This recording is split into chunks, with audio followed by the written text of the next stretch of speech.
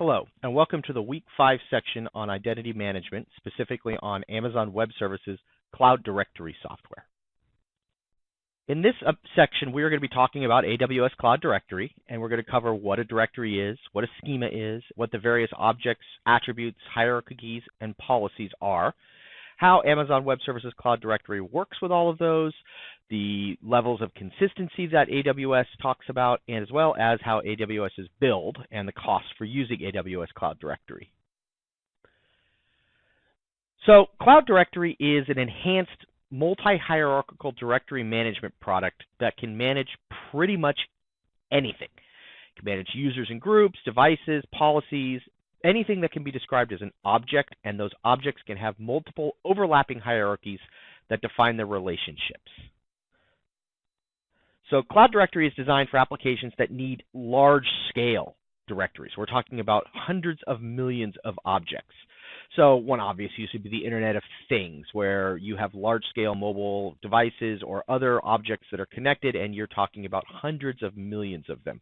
And it has key core features such as directories, schemas, objects, attributes, hierarchies, facets, and policies. And we're going to go through what all of those are. So starting with a directory. A directory defines the scope of the data. It's like a table.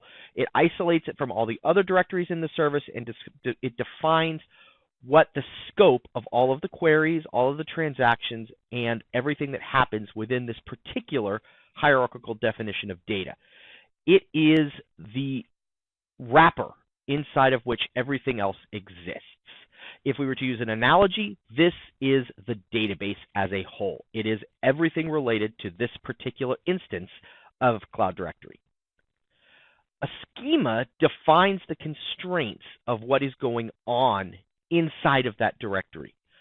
So the formal definition of it defines the facets and attributes and constraints that are allowed within the directory. It is the framework that the directory uses in order to define its objects.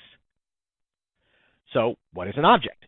An object is an entity. It is a thing. It is a collection of metadata about a physical or logical entity, as the definition there says. It is an object that you have within the directory. The structure is then expressed with facets and attributes. So what is an attribute? An attribute is a user-defined unit of metadata associated with an object. For example, a user object can have an attribute called an email address. That's the classic definition. An attribute is one piece of the data that defines an object. A person's address, whether it be physical or email. The color of the car. If your object is a car, an attribute of that would be the color. Attributes are always associated with an object. If we were to use this as a sentence structure, the object is the noun, the attribute is the adjective. So what's a hierarchy? The hierarchy is how the objects are oriented. It's specifically parent-child relationships, sibling relationships. It's how all of the objects within the Cloud Directory are organized. And one of the things that Amazon Cloud Directory supports that other directory organizations don't is multiple hierarchies.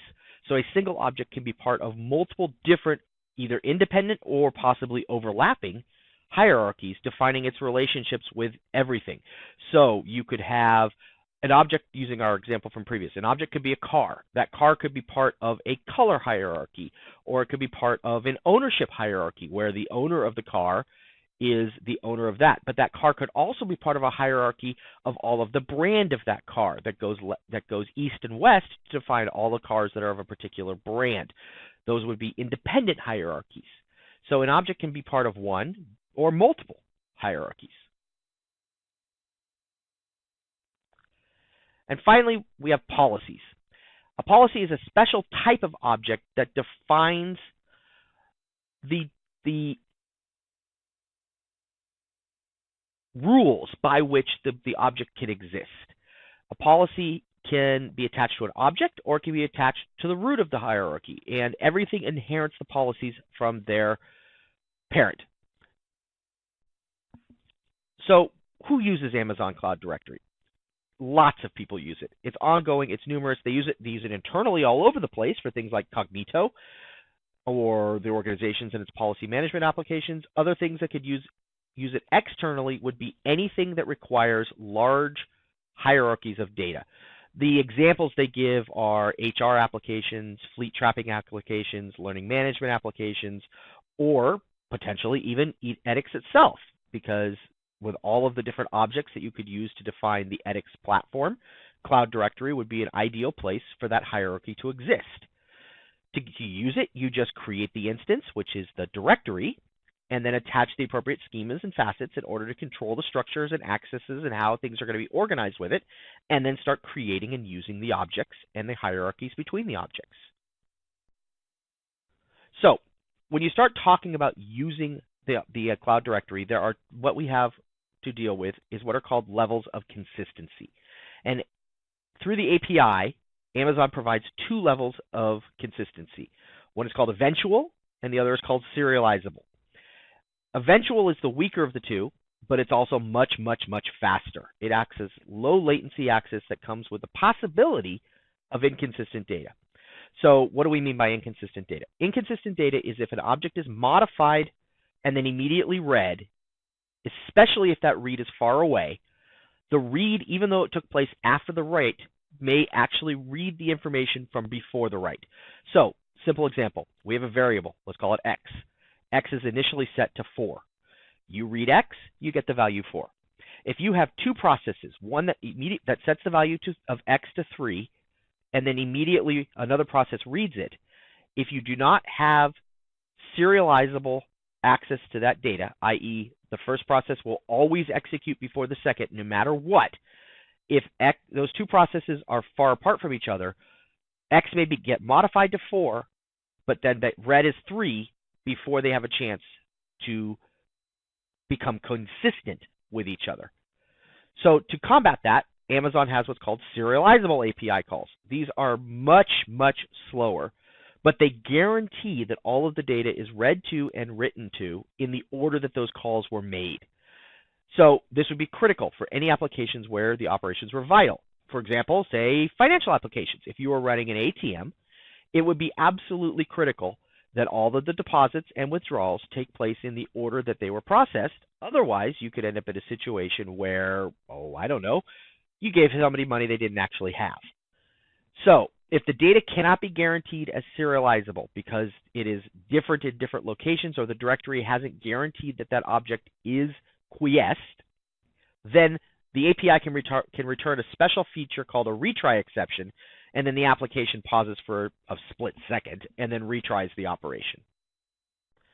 So how is this all paid for? Amazon Cloud Directory is priced on two factors: the size of the directory and the number of API calls that you have, and the type of API calls that you have. Size is straightforward. Monthly charge based on the number of gigabytes that the directory uses, rounded up, of course. The API calls are then grouped into three buckets: eventual reads, serializable reads, and writes.